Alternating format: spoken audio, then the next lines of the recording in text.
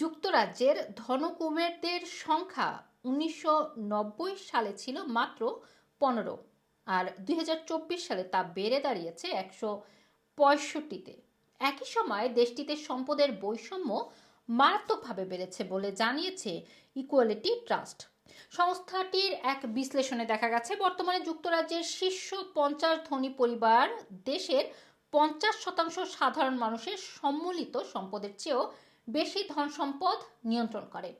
Equality ট্রাস্টের সহ নির্বাহী পরিচালক প্রিয়া সাহনি জানিয়েছেন যে চরম ধনসম্পদ সমাজের জন্য এক ধরনের ভ্যাম্পায়ারিক হুমকি।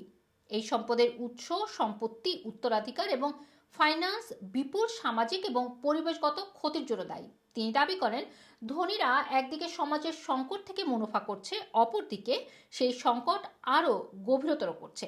সাম্প্রতিক রিপোর্টে আরও জানা যায়, ২০২৪ সালে যুক্তরাজ্যের শীর্ষ ২ ধনী ব্যক্তির সম্মিলিত সম্পদ ১৯৯০ সালের পুরো রিচ লিস্টের চেয়েও বেশি। বিশ্লেষকরা এটিকে অশ্লীল ধন সম্পদ বৃদ্ধি বলে অভিহিত করেছেন।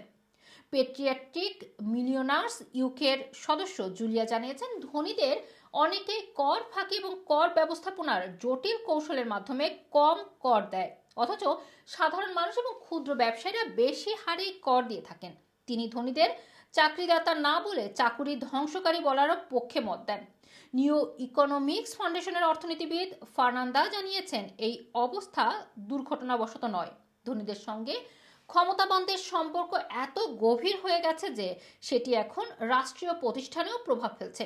অর্থনীতিবিদ ডক্টর বেঞ্জামিন জানিয়েছেন, ১৯৯০ সাল থেকে যদি ধনীদের ওপর ২% হারে সম্পদ কর আরোপ করা হতো, তাহলে আজকের দিনে প্রায় ৩২৫ বিলিয়ন জাতীয় তহবিল গড়ে তোলা যেত।